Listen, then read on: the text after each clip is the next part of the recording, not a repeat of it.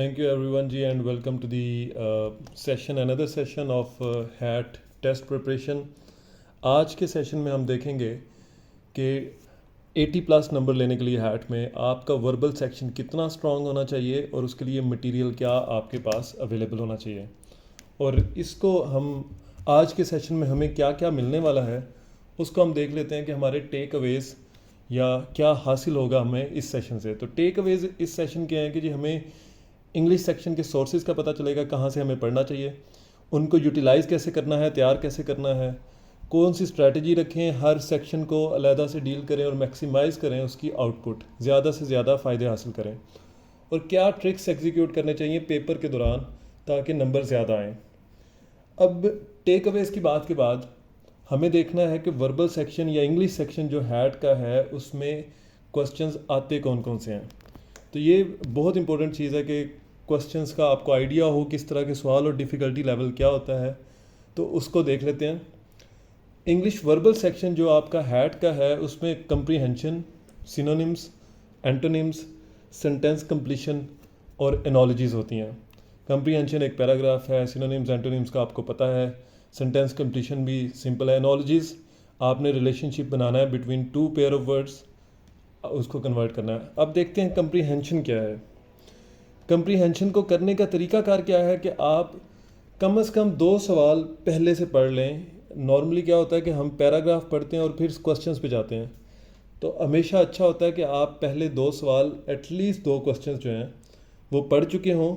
उसकी वजह से क्या होगा, आपको आइडिया हो जाएगा कि आगे क्या आपसे पूछा जाने वाला है। मेन पर्पज़ आपको ओवरऑल एक आइडिया होना चाहिए कि आपसे सवाल, आपको इस पैराग्राफ देने का या इस पैराग्राफ को लिखने वाले का मकसद क्या था, वो आपको क्या बताना चाह रहा था। फिर विजुलाइज़ करें चीज़ों को, जो आपको नज़र आ रही है, जो आप पढ़ रहे हैं उसको अपने जहन में लाने की कोशिश करें। एक खाका तैयार करें कि क्या हो रहा है। जैसे कोई जंग के बारे में अगर कोई पैराग्राफ है तो आप सोचें कि क्या है।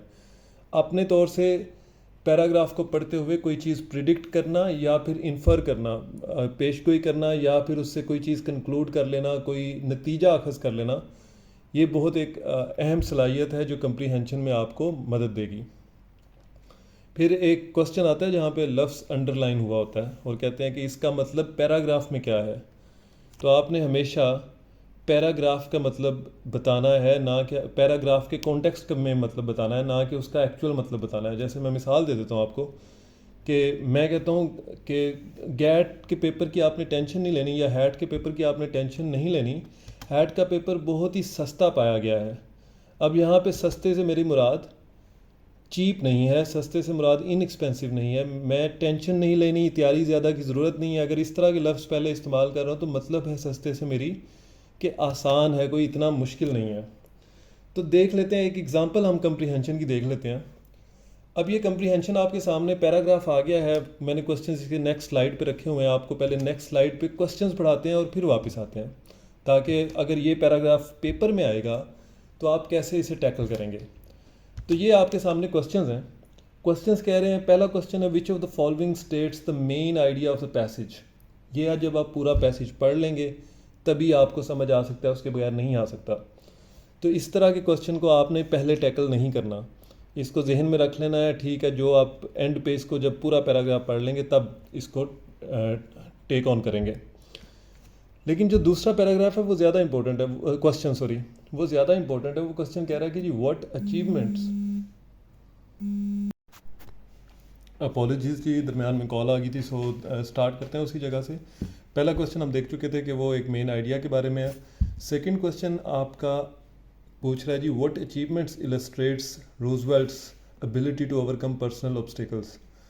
तो कौन सी अचीवमेंट है जो उसकी पर्सनल ऑब्स्टिकल्स को उसने ओवरकम करने शो कर रही हैं कि उसकी अचीवमेंट्स ने ओवरकम किया है। दूसरा क्वेश्चन है according to the passage how did Roosevelt first become president. ये 2 क्वेश्चन हैं जो हमने जहन में लेके चलने हैं। अब हम वापस जाते हैं पैसेज की तरफ। पैसेज कहता है जी Theodore Roosevelt was born with asthma and poor eyesight, yet this sickly child later won fame as a political leader, a rough rider and a hero of the common people. To conquer his handicaps, Teddy Theodore यानी कि trained in a gym and became a lightweight boxer at Harvard. ठीक है जी। अब यहाँ पे question दोबारा देखें। पहले दूसरा क्वेश्चन है, what achievements illustrates Roosevelt's ability to overcome personal obstacles to conquer his handicaps. Teddy trained in a gym and became a lightweight boxer at Harvard. आगे बढ़ते हैं। Out west he hunted buffalo and ran a cattle ranch. Back east he became a civil service reformer and a police commissioner. He became, अब यहाँ तक अगर आप देखें तो जो जो हैंडीकैप्स उसने कॉन्कर किए हैं उसमें वो लाइट वेट बॉक्सर बन रहा है। ऑप्शन देखते हैं। ऑप्शन में है कि he led a charge of cavalry Rough Riders in Cuba, ये कहीं पे भी नहीं लिखा। He is famous for his motto speak softly and carry a big stick, इसका भी ताल्लुक नहीं है। He overcame his asthma by training in a gym and he became a boxer, ये समझ लग रही है। ये पर्सनल ऑब्स्टेकल्स को उसने रिमूव किया जो स्टार्ट में उसकी ज़िंदगी में एक ज़ाती उसके पास रुकावटें थी। He became governor of the New York. Governor of the New York तो बहुत बात की बात है, जो उसने इनिशली अपने आप को ट्रेन किया और ऊपर आया वो बॉक्सर बन के आया था। अब दोबारा थर्ड क्वेश्चन पढ़ लें कि how did Roosevelt first became president. अच्छा जी, बिकम प्रेसिडेंट।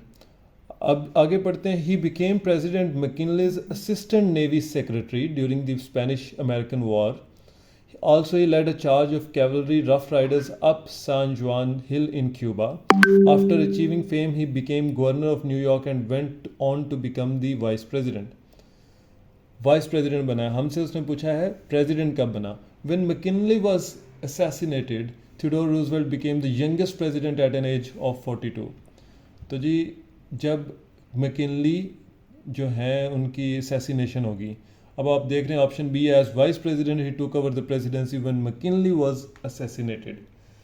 तो कंप्रीहेंशन में बेसिकली आपने पहले दो सवाल पढ़ लेने हैं। हम कंप्रीहेंशन की दोबारा ये चले जाते हैं जी। जो कंप्रीहेंशन के टिप्स थे कि दो सवाल कम से कम पढ़ लिया करें, मेन पर्पस समझने की कोशिश करें। ये लिखा जा रहा है तो क्यों लिखा जा रहा है, जैसे ये वीडियो अगर बनाई तो इसका मेन मकसद क्या था, विजुलाइज कर लें, इन्फर करें और अंडरलाइन वर्ड का कॉन्टेक्स्ट के मुताबिक आंसर देना है आपने। उसका और मतलब भी बड़े हो सकते हैं। अच्छा जी, अब सोर्सेज क्या हैं कंप्रीहेंशन को करने के लिए, उस पर चलते हैं। तो सोर्सेज आपके पास जो नज़र आएंगे नेक्स्ट स्लाइड में, ये एक बुक है 501 रीडिंग कंप्रीहेंशन क्वेश्चंस। अब ये 501 सवाल हैं, ये किताब लिंक अवेलेबल है, बहुत अच्छे भी हैं। इसमें मज़े की बात यह है कि इसमें क्वेश्चन वाइज है, वोकेबलरी वाले क्वेश्चन अलहदा से हैं, नॉलेजेस के अलहदा से हैं, मेन आइडियाज़ को डिस्कस किया हुआ है। उसके अलावा टॉपिक सेंटेंस यानी टाइटल वगैरह क्या बन सकता है। फिर शॉर्ट पैसेजेस भी दिए हैं, एंड पे देखें आपको लॉन्गर पैसेजेस भी दिए हुए हैं। तो ये बहुत मुस्तनद है, अगर ये कर लें आप इससे प्रैक्टिस कर लें, आपका बहुत अफाका होने के चांसेस बहुत ज़्यादा बढ़ जाएंगे। ये सोर्सेज हैं जनाब आपके कंप्रीहेंशन के। सेकंड पैसेज हमारे पास है सिनोनिम्स और एंटोनिम्स। सिनोनिम्स और एंटोनिम्स की टिप्स क्या हैं कि आपको अपनी वोकेबलरी मैक्सिमाइज़ करने की कोशिश करें। अपनी जो इनएक्टिव वोकेबलरी, इनएक्टिव से मेरी मुराद क्या है, जो आपने बचपन में चीज़ें सीखी हैं, जो चीज़ें आपने पढ़ी हैं, रिफ़्रेश के स्पेलिंग यहाँ पे गलत है खैर, जो बचपन से आपने चीज़ें सीखी हैं, पढ़ी हैं, मैट्रिक की किताब में, इंटर की किताब में, उनको दोबारा पढ़ें। आपकी जो जहन में एक चीज़ गई थी और आज भूल चुके हैं, वो दोबारा रिफ़्रेश हो जाएगी। चार्ज ऑफ द वर्ड को मैं आगे एक्सप्लेन करूँगा। यूट्यूब और मीडिया भी आगे आ जाएगा कि कैसे यूट्यूब की मदद से, कभी भी ये नहीं है कि एप्टीट्यूड टेस्ट किताब खोलने से ही तैयार होगा, ये कोई बायो का सवाल थोड़ी है। तो ये डेली लाइफ में से आपकी चीज़ें सारी निकल रही हैं। आप रोज़ नए नए लफ्ज़ सुनते हैं। आपने साइफ़र सुना था बड़ी दफ़ा, आपने डिमार्च सुना था बड़ी दफ़ा ख़ान साहब की तकरीरों में। तो आपकी ज़िंदगी में ये सारी चीज़ें होती रहेंगी, आपको एप्टीट्यूड नज़र आएगा होता हुआ। तो अब देखते हैं चार्ज ऑफ द वर्ड के बारे में बात कर लेते हैं। ये बड़ा एक इंपॉर्टेंट चीज़ है सिनोनिम्स और एंटोनिम्स के हवाले से। चार्ज ऑफ द वर्ड क्या है। अब यहाँ पे वर्ड मैंने लिखा हुआ है इम्पार्शल। इम्पार्शल का आपने एंटोनिम बताना है। आप जब भी कोई लफ्ज़ देखें तो सोचें कि क्या ये लफ्ज़ पॉजिटिव सेंस में यूज़ होता है या नेगेटिव में होता है या न्यूट्रल में होता है। जैसे इम्पार्शल होना किसी बंदे का एक पॉजिटिव चीज़ है, ठीक है जी। तो एंटोनिम होना चाहिए वो नेगेटिव होना चाहिए, ठीक है जी, पॉजिटिव नहीं होना चाहिए। आपको अगर कोई लफ्ज़ नहीं आता होगा तो आप कम से कम इस पॉजिटिव नेगेटिव से एक दो ऑप्शन डिलीट कर लिया करेंगे कि जो नेगेटिव वर्ड्स हैं वो मैं डिलीट कर दूं, जो पॉजिटिव वर्ड्स हैं वो डिलीट कर दूं या ऐड रखूं। तो आपको इम्पार्शल एज अ वर्ड पता होना चाहिए कि पॉजिटिव है या नेगेटिव है या न्यूट्रल है। तो आपके लिए आसानी होगी नैरो डाउन करने में, अपनी चॉइसेस जो एलिमिनेट करने में, जो आपकी 4-5 चॉइसेस दी होंगी। इसका आंसर आप खुद सोचें क्या है और आगे चलते हैं। आगे हम जा रहे हैं यूट्यूब पे कि यूट्यूब से कैसे कर सकते हैं। अब ये सूरह रहमान की ट्रांसलेशन है, यूट्यूब पे पड़ी हुई है और मिशारे राशिद अल फसे हैं, बड़े अच्छे उनकी आवाज़ में है। तो आप देखें बयान के लिए वर्ड यूज़ हुआ है एलोक्वेंस।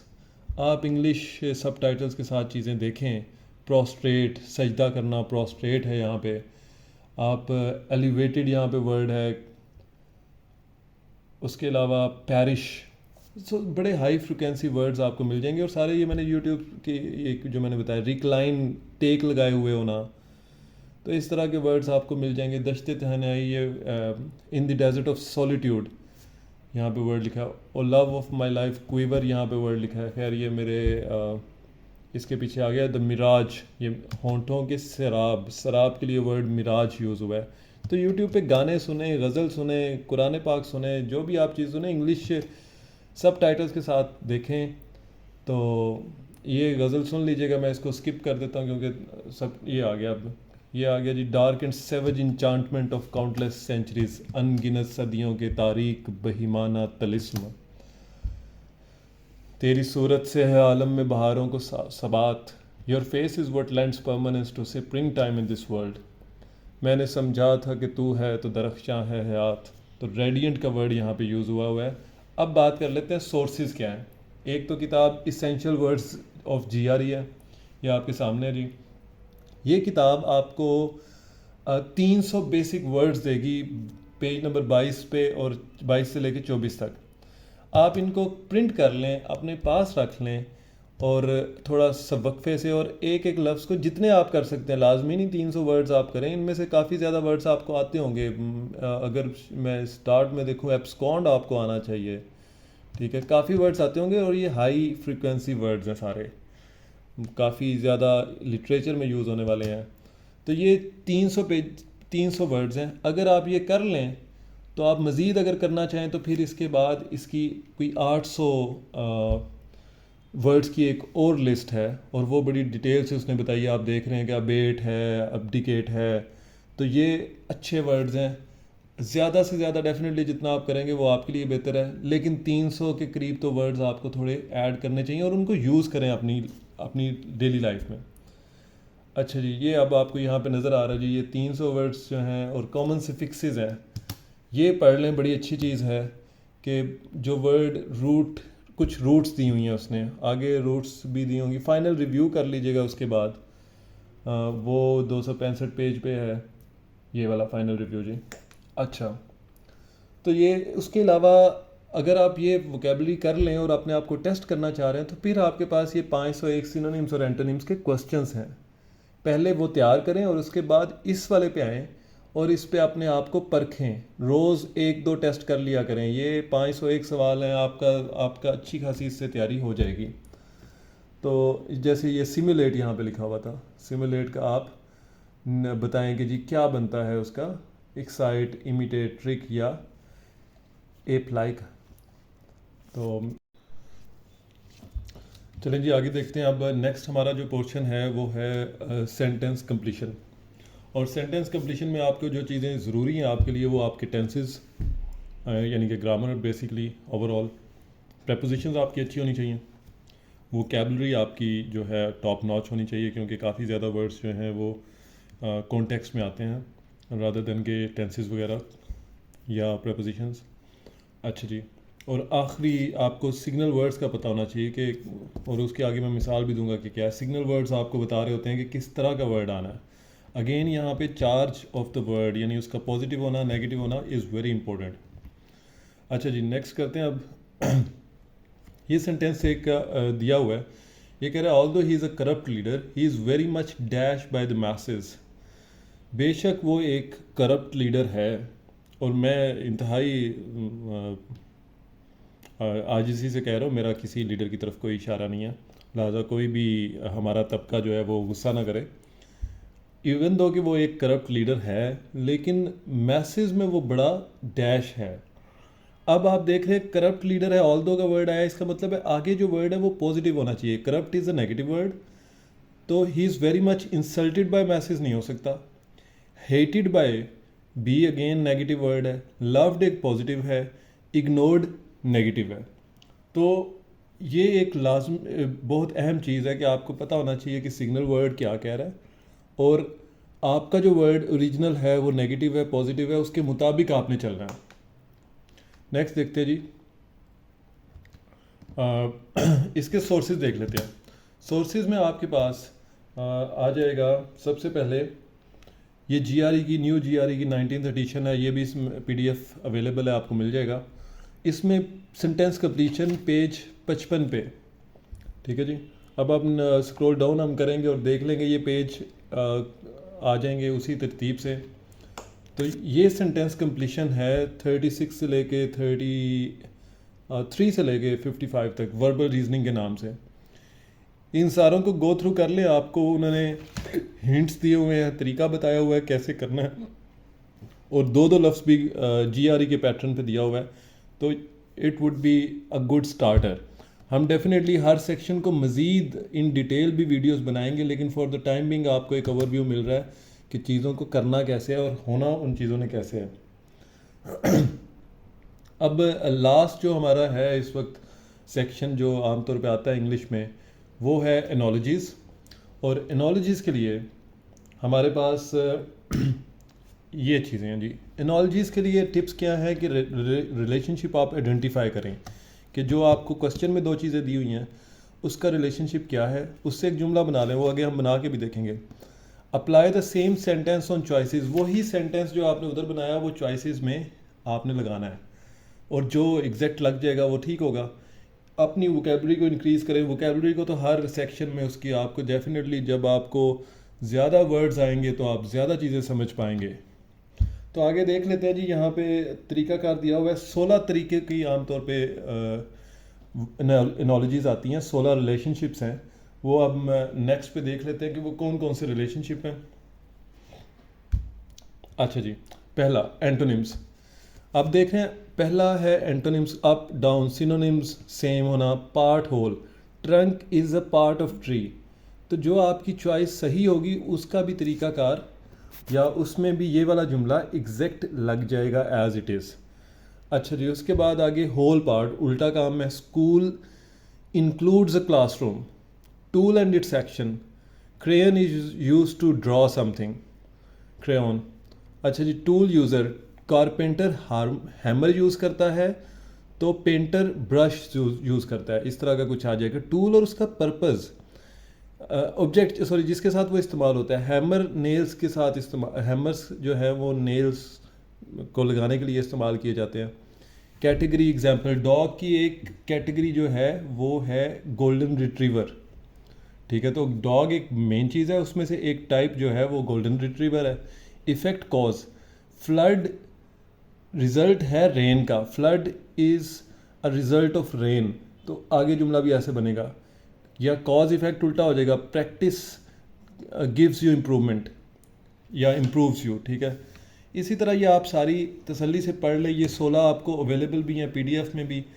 तो मेन अब हमारा पॉइंट है कि हम इसको तैयारी कहाँ से करें, क्या हमारे पास, क्योंकि एनोलॉजी मेरे लिए सबसे मुश्किल सेक्शन है इंग्लिश में, तो इसके सोर्सेज हमारे लिए बड़े इम्पोर्टेंस रखते हैं। वो सोर्सेज क्या होने, क्या क्या है। अगेन 501 है हमारे पास ये एक बुक। अच्छा जी, 501 पे आ जाते हैं। राइट पेपर, एक मिसाल यहाँ पे दी हुई है। Write paper is used to write something, ठीक है। या you write on a paper, ठीक है। You swim on a river, नहीं। You singer on a song, नहीं। You ball on a catch, नहीं। You paint on a canvas, ये है।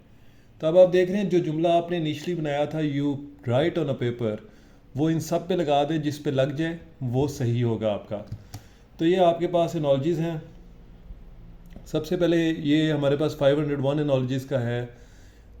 तसल्ली से दिया हुआ है उन्होंने, आपको डिटेल में बताया भी हुआ है। नीचे जाके मैं आपको स्क्रॉल डाउन करके बताता हूँ।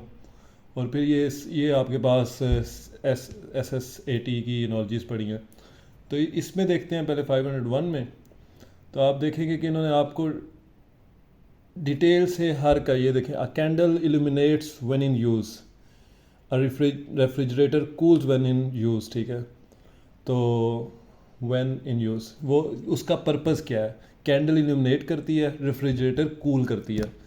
तो इस तरह आपको ये सारी एक दफ़ा आप गो थ्रू लाजमी कर लें। उसके बाद ये एक और एग्जांपल है, क्विक्सोटिक प्रिग्मेटिक। क्विक्सोटिक क्या होता है जी, आइडियल, जो आइडियलिस्टिक सा बंदा होता है। जैसे अब इसमें वही अगेन पॉलिटिकल नहीं है, लेकिन आइडियलिस्टिक बंदा वो होता है जो हकीकी आज़ादी हासिल करता है। तो क्विक्सोटिक जो है वो आइडियलिस्टिक है। और एक सेकंड जी, प्रैग्मेटिक जो है वो प्रैक्टिकल है बहुत ज़्यादा, वो हर चीज़ को देखते हैं कि यार हकाइक क्या हैं। तो मर्की जो है वो, ये अब ऑपोजिट होगी दोनों, आइडियलिस्टिक का ऑपोजिट प्रैक्टिकल बंदा है। तो मर्की धुंधला धुंधला सा, कोई चीज़ गदली गदली सी, तो रैपिड नहीं होना चाहिए। क्लाउडी तो सेम उसी तरह का हो गया। मर्की कोई अच्छा वर्ड नहीं है, यानी फील आ रही है कि थोड़ा सा नेगेटिव नेगेटिव है। क्लियर और फ्रेंडली पॉजिटिव वर्ड है यहाँ पे। क्लियर आपको उसका डेफिनेटली नज़र आ रहा है, होना चाहिए एंटोनिम। अच्छा जी, यहाँ तक हम पहुँच चुके हैं। अब ये इंग्लिश सेक्शन हमने कवर कर लिया। आपका कोई सवाल हो, आपका इस बारे में कोई कुछ पूछना हो, तो आप ये लर्न विद राय जो है gmail.com यहाँ पे आप व्हाट्सएप ग्रुप भी ज्वाइन कर सकते हैं, और PDF भी आपको सारा मटेरियल मिल जाएगा। यहाँ पे ईमेल करने से अपना नाम वगैरह लिख के भेज दें। सेकेंडली, आपको कोई मसला हो कमेंट सेक्शन में आप बता दें कि ये इशू है, उस पर मैं वीडियो बनाने की कोशिश करूँगा। इसके बाद एनालिटिकल और आपका मैथमेटिक का जो पोर्शन है, जो आपका क्वांटिटेटिव रीजनिंग है, उस पर भी वीडियोस बारी बारी अपलोड होंगी। इंग्लिश के सेक्शंस को अलग-अलग डील किया जाएगा, कंप्रीहेंशन और एनोलॉजीज़ बारी बारी, क्योंकि इस वीडियो में तो इतना ज़्यादा डिटेल में नहीं जाया जा सकता था। तो अगेन से एनीवन कोई क्वेश्चन हो आप ग्रुप में कमेंट में पूछ सकते हैं। Thank you very much for joining and it was pleasure to have you all. Thank you ji.